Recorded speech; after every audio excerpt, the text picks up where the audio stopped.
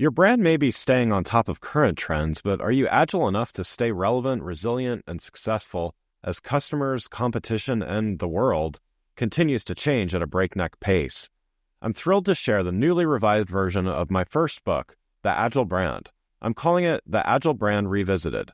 It's been updated to reflect our continually changing world, and it provides 7 principles that form the backbone of an agile brand, offering detailed insights and actionable steps for incorporating them into your business strategy. This is the book that started it all, and I'm excited to share it with you. It's now available in print and digital formats and available everywhere. Learn more by going to the Agile Brand Guide website at www.agilebrandguide.com. Welcome to Season 5 of The Agile Brand with Greg Kihlstrom, where we talk with enterprise and technology platform leaders about the people, processes, and platforms that make marketing and customer experience successful, scalable, and sustainable. This is what creates an agile brand. I'm your host, Greg Kihlstrom, advisor and consultant for Fortune 1000 marketing and CX leaders and teams as principal and chief strategist at GK5A, and best-selling author, keynote speaker, entrepreneur, and agile certified coach. The Agile Brand podcast is brought to you by TEKsystems, an industry leader in full-stack technology services, talent services, and real-world application. For more information, go to teksystems.com. To sign up for the Agile Brand newsletter and get the latest insights and articles on marketing technology and CX, or to purchase a copy of my latest book, House of the Customer, go to gregkihlstrom.com. You can also find all my books on Amazon and other retailers. And now on to the show. In May of this year, I was fortunate to be in Durham, North Carolina at the 2023 CXPS, that's Client Experience for Professional Services conference, where professionals from around the country met to discuss some of the unique challenges that customer experience presents to professional services firms. Today, we're going to continue this conversation and talk about CX and professional services and some of those unique challenges and opportunities. To help me discuss this topic, I'd like to welcome Blake Godwin, President and Partner at Client Savvy. Blake, welcome to the show. Thanks so much, Greg. It's a pleasure to be here, and it was a real pleasure to have you at our conference as well. Yeah, I had a blast. It was great to talk about. I talked about AI and how that kind of be applied by professional services firms. Had a great time there. Why don't we start by you giving a little background on yourself as well as your role at Client Savvy, and maybe a little bit about what Client Savvy does. Sure. So I guess I'll start with the background on myself. I have been with Client Savvy now for 6 years, started in managing the growth and strategy at the organization. I do have a background in business management and marketing, which has been applied throughout my 20 years in the professional services space. Got to Client Savvy and saw some real opportunity for Client Savvy to expand their services, and saw a lot of great opportunities around strategy and going more towards a global effort, which we have achieved. We now have 676 clients that we've worked with in 20 time zones. I have a real passion for what we do here. I call it a 4-way win. And I mean, sometimes it's a 5-way. So, helping firms design, implement, and measure client experience management programs to achieve top quartile or the best business outcomes that they possibly can. It's a win for us. It's a win for them. It's a win for their clients. So it's a win for our clients' clients. And in professional services, a lot of organizations and just the market segments inside of professional services have been seen as a commoditized service provider for so long. And so we're helping revolutionize the industry where money and dollars and the cost is becoming less and less of an important aspect of why clients are choosing, whether it's an architectural, engineering, construction, legal, accounting, managed IT services firm, and they're leveraging client experience to make that differentiation happen. And so I absolutely love what we do here. We are the thought leaders in client experience management in professional services. We do have the only certification for professionals in client experience management. And we have the only client experience award. And as you've seen and been to a number of times, the only conference that is dedicated to client and employee experience management and professional services. Been around 20 years and still going strong, Greg.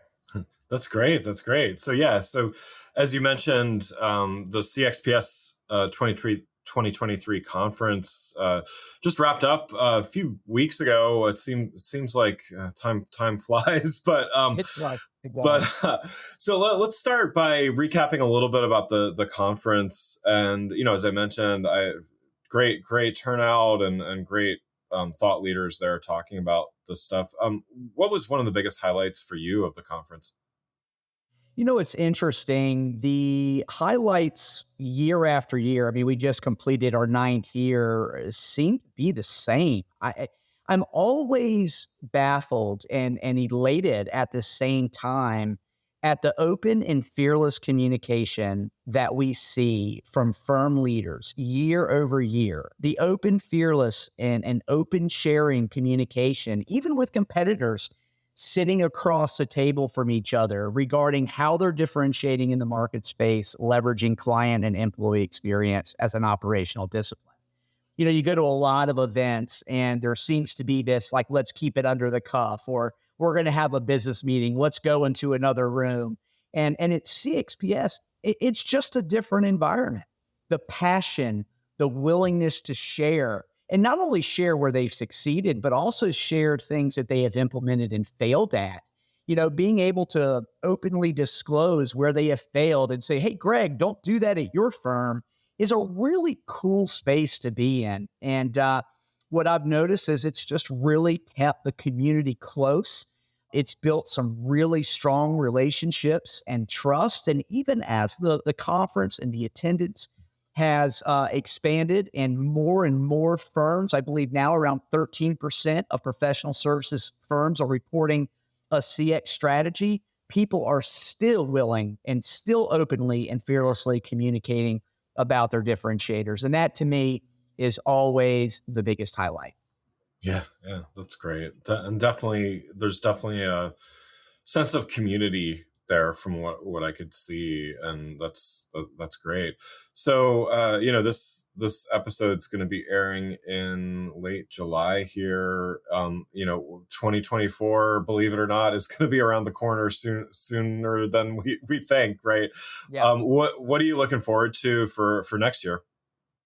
Well, we always have new faces. I mean, one thing to realize for anyone who's listening is that CXPS is not just client savvy clients. In fact, about 40 to 50% of the attendants are clients, and about 60 to 50% of attendance is just people who are either looking to embark in client experience management, who have been on the journey, who are advanced in their journey with regard to CX. And so year after year, I just love seeing new faces. I love the new content, seeing what people are doing differently than even CX managers have been doing for years. And last but not least, I'm a numbers guy. I really love statistics. And, if you went, and Greg, you probably know this, if you would have gone to a conference 5 years ago and said CX, it was like you had three heads. Right, right. You were this rare dragon. Nobody knew what you were talking about. And, now you can't go to a conference that doesn't have a client experience track, a dedicated track. And so what's really cool at CXPS and being the organization that is seeing all of these incremental adoptions and the rate of adoption happen across professional services is the stats seem to just change at a rapid pace. So going from 2023 to 2024, I'm extremely excited about seeing where has the industry gone? Where have they seen the improvements? How big have those improvements been? What are the average profit margins, for those firms that have embarked on it? So the stats really, really, really get me excited at Yeah. CXPS. Well, yeah, definitely looking forward to it, and I know we'll be talking more about it in the months to come. So let's switch gears a little bit and talk a little more generally about customer experience and professional services. And this is certainly, I have my own experience here. I owned and ran a marketing agency that certainly fits in the professional services space. And so, I understand some of those challenges today as a consultant. I work through consultancies and as well as my own boutique consultancy. And so, certainly you work with a lot of different types of, you mentioned, architecture, engineering, different types of professional services firms as well. So, I wanted to kind of start with, for those that either maybe a little less familiar with some of those unique challenges, what makes CX and professional services so unique? Well, that's a great question. So when you look at customer experience management with customers versus clients, so let's start a little bit with the Yeah. definition between the two. Customers are very transactional, hotels, restaurants, things of that nature. I mean, you look at Chick-fil-A as an example. If you don't know who Chick-fil-A is and you're listening to this podcast, I'm very sorry because they are amazing. But you look at Chick-fil-A, who's got a CX team. And, that organization sits down monthly, and their CX team sits down monthly to discuss different personas of their buyers. How do they create better experiences, and how do they make an impact to their customers to make them drive past 5 other fast food restaurants or other restaurants that drive chicken sandwiches, sometimes at additional cost, sometimes not. Just how do they implement it to make it better? And they've done a heck of a job. And I mean, they do this all for a $5 sandwich. Right. Professional services is unique because it's with clients. It's high touch. It's long-term relationships. And, I always ask the question, Chick-fil-A does it for a $5 sandwich. Why are we not doing it for $500,000 or $5 million projects? Yeah.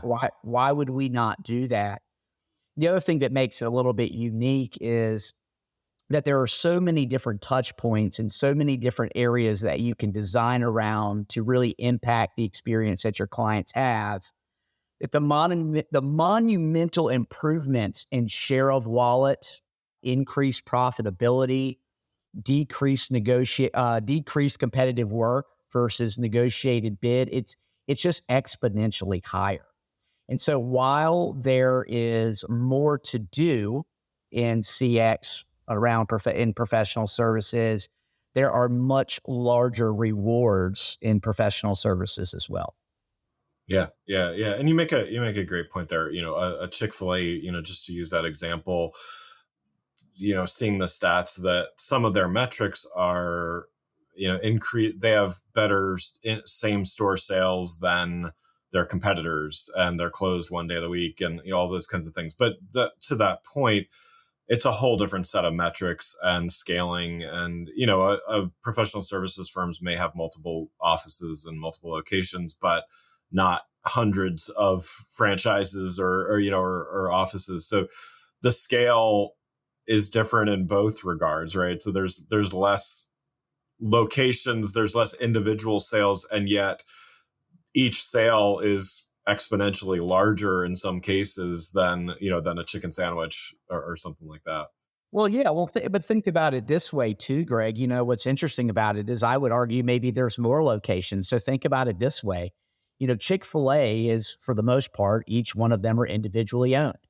And so like a Wendy's or, like another fast food joint, most of them are individually owned, or a group of restaurant owners own a number of these other fast food chains. And so it's very easy for someone to have loyalty for a Wendy's in their location, but have no trust for a Wendy's in another location. Yeah. Where Chick-fil-A has, with each shop being owned by one individual, maybe 2 shops by an individual, they have figured out a way to consistently deliver experiences across each location with each owner.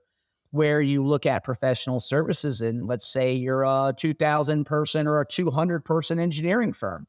You've got 50 engineers who all have the opportunity to deliver consistently on experiences. But yet what we have is we have brand loyalty with individuals rather than the brand and the organization themselves, because each project manager or each lawyer or each accountant or consultant delivers experiences differently. there is no brand recognition in client experience. And so that is what makes professional services a little bit more complex, yet alike in the fact that each Chick-fil-A is owned by one person, each project manager is their own person. But the problem in professional services is that everybody delivers different. Yeah. Yeah, definitely. And so, you work with a lot of professional services firms, you work with them internationally, as you mentioned as well. Where I think, to your other point, it's hard to not it's hard to miss the conversations about customer experience or client experience these days, right? So, you go to a conference, you read blogs, whatever, that CX is a term that's ubiquitous. It may be not consistently understood and certainly not consistently applied, but these firms, they understand that it is important that it can make an impact at some level. In other words, I think everybody's agreed on that premise. But where would you recommend that they start if, let's say, they're not very far along that path of just like they know they should be doing something better. They've seen some stats that might be relevant to their industry or type of business. But where should they get started? Wow, that's such a great question. I always go back to a pretty recent study from Bain and Company.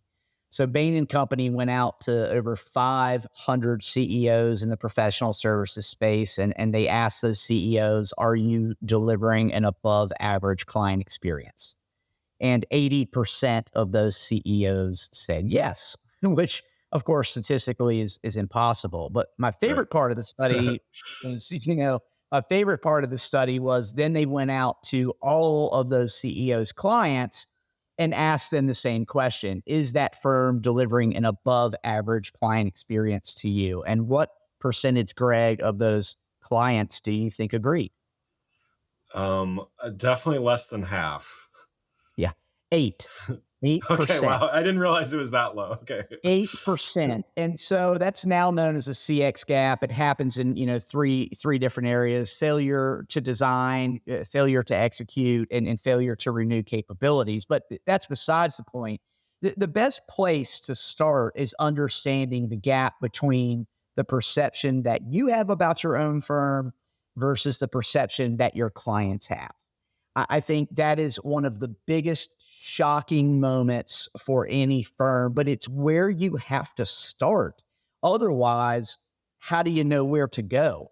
We all perceive ourselves as being a specific brand, a specific type of firm, whether you think you're a boutique or whether you think you're the Walmart of professional services brands. People hire you because you're everywhere, because you're cheap, because you get it done. Whatever it is, you got to make sure that perception from your client standpoint is the same. And then you figure out your strategy. When it's different, then you got to figure out how to close the gap. So first and foremost, I would do an internal, feedback program around what your employees, what your leadership, what everyone thinks about your brand and the experience that you're delivering. How did they define client experience? And I'd also ask your clients the same question about the experience that you're delivering, do some sort of correlation and gap analysis there, and then determine what your next steps are. I think that's pretty much the only way to start. Yeah. Yeah. And so when you find those gaps and, let's say there's a lot of gaps, if you're starting out, there probably are a lot of gaps. Are there certain ways that you coach your clients to figure out, what do they focus on first, or, what do they focus on when they're trying to find ways to improve? I mean, again, they may have a list of 10 areas and they all seem about equal or whatever. Like, how do you kind of make the tough call of where to look? Yeah, another good question and yet a very tough one. So there are, we're doing a 5-year engagement with a very large, multinational firm, and there's 50 some projects over a 5-year time frame. And the way that we did that was, understanding what their gaps are, understanding who they want to be, and then how to get there. And so when you're doing CX, there's some pretty interesting aspects, Greg, where you can do small doses of effort that get quick returns. It's like eating a Snickers bar, right? That quick sugar rush. Yeah. got some medium effort, kind of low hanging fruit, take a little bit more effort, maybe a little bit more return, but takes a little bit longer to see them. And then you got long-term efforts, large efforts to improve a client experience that bring long-term return on investments in the future. And so the way we look at it is we say, all right, well, what are the firm challenges? What are the business impacts? That's financial impacts. Who's impacted? How are they impacted? What's the rate of return based off these specific initiatives? And we look at low engagement, medium engagement, or low effort, medium effort, high effort. And we try to determine how do we go about using the low effort to fund and drive returns and create opportunities to do the medium effort, to do the long-term high effort things, and let each thing support the next. So a couple of things that you can do, empathy mapping is a great exercise. If you understand your client's perception at different life cycles of your engagements or even just their overall perception, you'll get a pretty good idea of how they're feeling. So map out your project, talk about what are they thinking, what are they feeling, what are they saying, why are they saying it, and what are the things that you could do to improve on that journey. The other thing is that we're doing that doesn't take as much feedback, Greg, is designing your project experience. So essentially, I would say, all right, who's my persona? Well, it's Greg. It's the agile brand. And here's what our journey looks like with them. How do we design a way that every interaction that Greg has with our brand creates an emotional reaction that he cares to repeat? And then how do we train that across all of our staff to make sure if Blake's delivering it, if my business partner Ryan's delivering, if our team lead on the client success is delivering it, Desi, how do we all deliver a consistent experience that makes Greg go, you know what, I don't love Blake, I love client savvy. And designing that project experience to deliver it consistently creates monumental improvements in business outcomes. Before we continue, let's take a quick break. If you're like many marketing leaders today, you're inundated with a need to improve the customer experience across an increasing number of channels and touch points, all while ensuring your team is performing well, innovating, and continuously improving. So how do you find the time to determine what's next for you, your team, your brand, and your customers? My company, GK5A, can help. Whether it is advisory services, evaluation of marketing technology platforms and solutions, or digital agencies and implementation partners, or assistance with creating strategic roadmaps and prioritization of efforts, we've done it all and served as an ally to Fortune 1000 brands in industries like financial services, healthcare, consumer electronics, professional services, and more. You can learn more about these services and contact us at www.gk5a. That's www.gk5a.com. Now let's get back to the show. And so, I think for those that are keyed into the importance of CX and the long-term effects of that, definitely, I think finding some tangible ways to get started and quick wins and everything makes sense. Let's say, how do you make that argument to the skeptic and maybe, just to put a role in there, to the CFO, let's say, that's like, yes, this sounds great. And I like recurring revenue and all those good things, but what's this investment? How do you make the case for the investment when some of the benefits surely are short term and to your point about the way it's approached, but the long term benefits are longer term, and they've got the issues that a CFO has got to deal with in the short term, whether it's economic or hiring or all of that good stuff. So like, how do you make the investment case? Sure. Well, I mean, this isn't just our research. There's a lot of third-party research out there by organizations like Swag. I mean, here's a pretty important one for a CFO. A 2% increase in client retention has the same effect as decreasing your cost by 10%. Yeah. I mean, why would you not focus on creating a 2% increase in client retention? It's the same as, especially in today, when you're looking at potential economic downturns, what's the first thing firms do? They start figuring out how do they decrease their costs. Well, focusing on CX and increasing that client retention immediately does the same thing as reducing your costs by 10%, which in some cases can be extremely expensive. Another stat out there, it's 5 times more expensive to acquire a new client than satisfying and retaining new and current ones. Yeah. Extremely valuable. I mean, the list kind of goes on and on. There are a few things that I always love to mention. So firms that are experience-led organizations, we know statistically are 4.5 times more profitable. They generate almost twice the amount of revenue that those that are in the same field and are the same size firm from a human resource standpoint, human capital standpoint, 2 times more revenue. My favorite one is almost 4.5 times more profit per employee. Wow. That happens in a lot of different ways.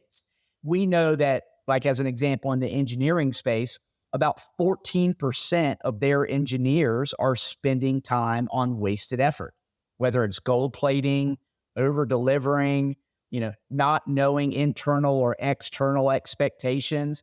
And client experience management is about knowing expectations and delivering on those expectations plus 1%. Yeah.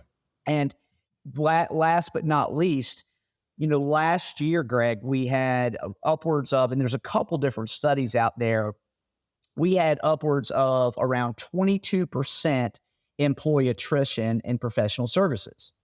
Those firms that are embarking in client experience management are seeing 40% less turnover in their staff. Wow. So yeah, let's just do some simple math. Let's say the number's 20%. And you're a 100-person firm, and it's an average cost of $100K per, according to Zweig Group and a few other resources.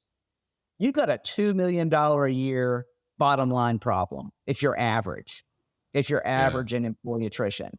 $2 million profitability problem. If you reduce that by 40%, you put $800,000 back in your pocket. Yeah, wow. Yeah.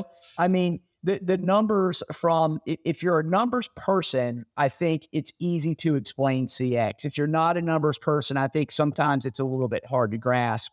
But over the 20 years of us doing it, the statistics are really irrefutable. The numbers are there. The argument has been made. And all you got to do is really just look at it, really absorb it, and apply it to your business. And CX will begin to make a lot of financial sense. Yeah, and one last question on this topic. You've been doing this for a while, and I've certainly, I'm in CX pretty deep as well. But do you see?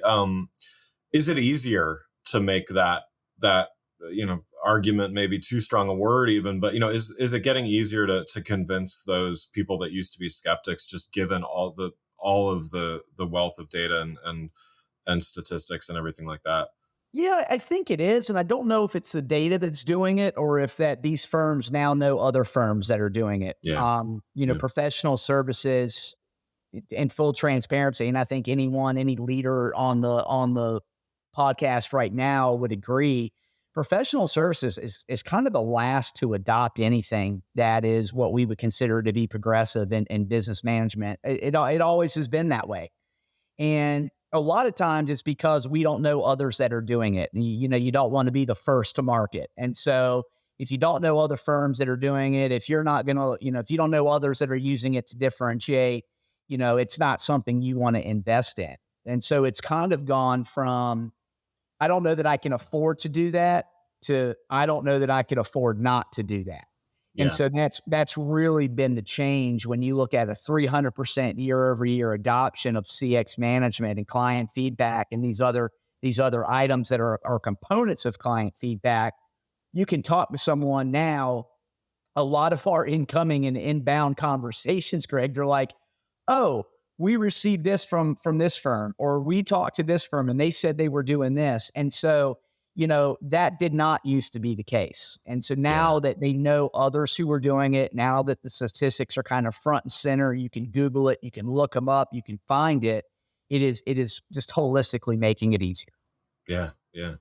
Well, so I wanted to also talk about your company, Client Savvy, and I know you gave an intro at the beginning of a Really? little bit about what you do, but can you talk a little bit more about so you're working with professional services firms. What does the platform provide? What does your team do to work with and help your clients?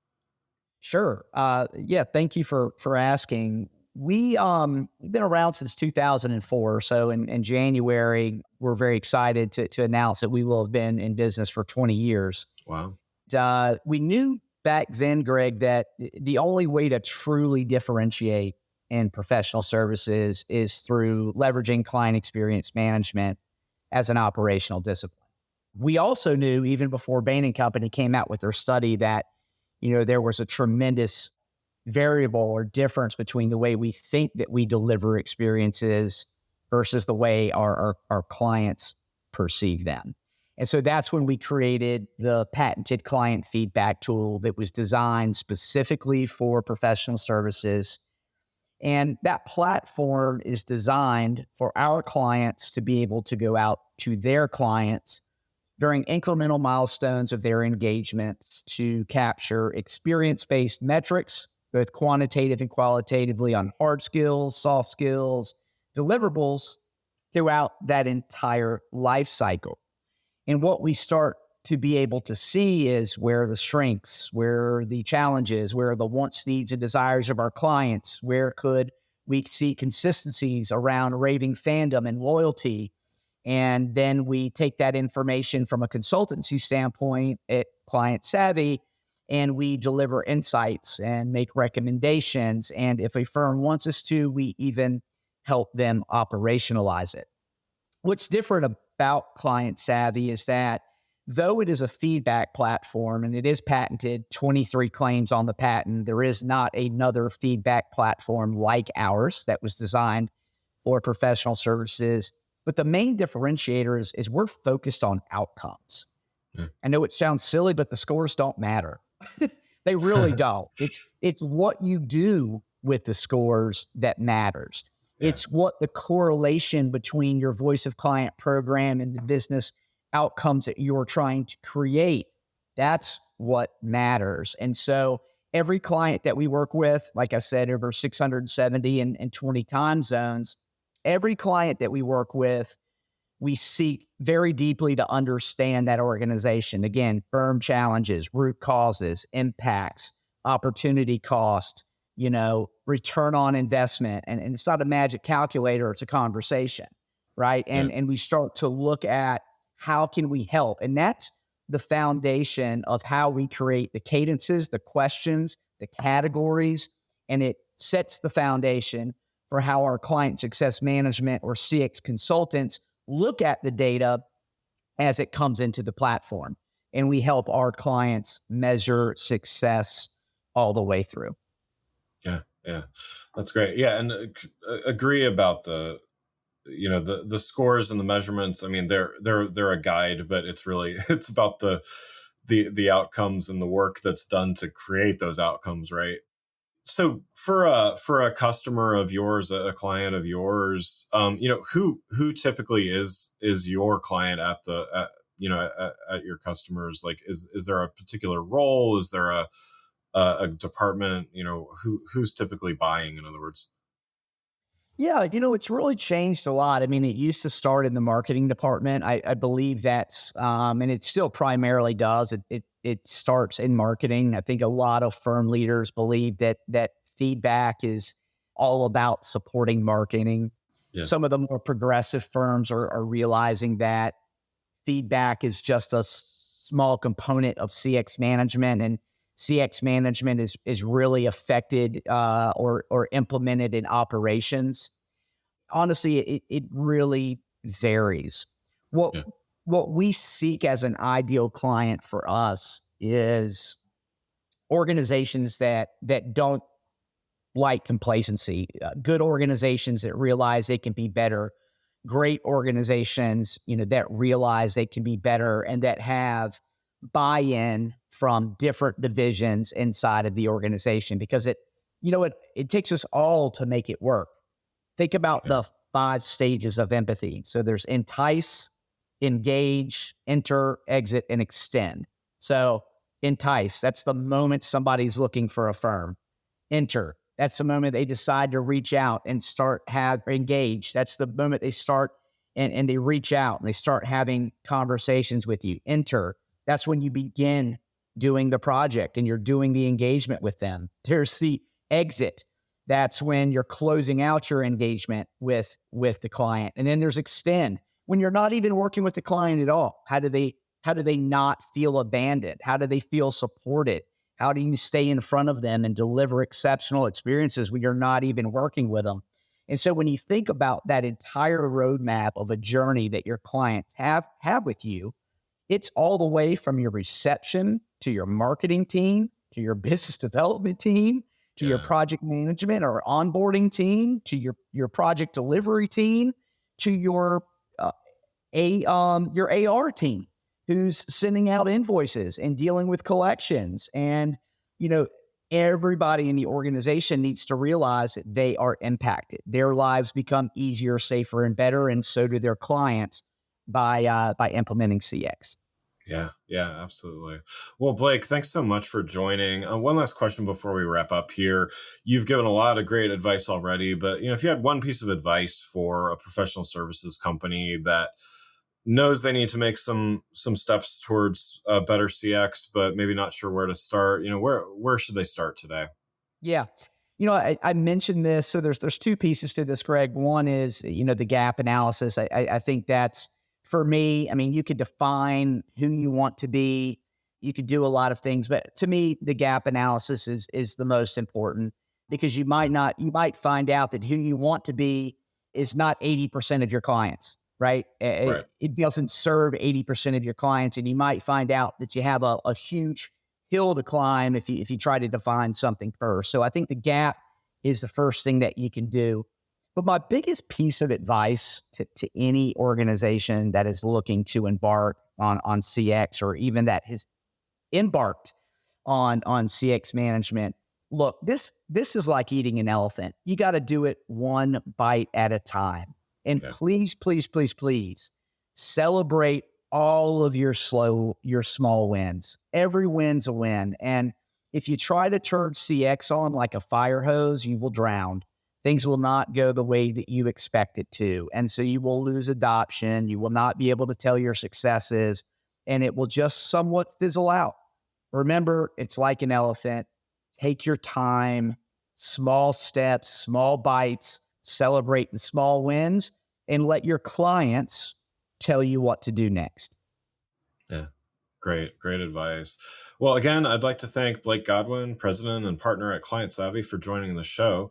And if you weren't able to make it to CXPS this year, I highly recommend you mark your calendars for next year. It's a great show that anyone in professional services or who serves the professional services market should attend and participate in. You can learn more about Blake, Client Savvy, and the CXPS conference by following the links in the show notes. Thanks again for listening to the Agile Brand with Greg Kihlstrom podcast, brought to you by Tech Systems. If you enjoyed the show, please take a minute to subscribe on your podcast channel of choice and leave us a rating so that others can find the show more easily.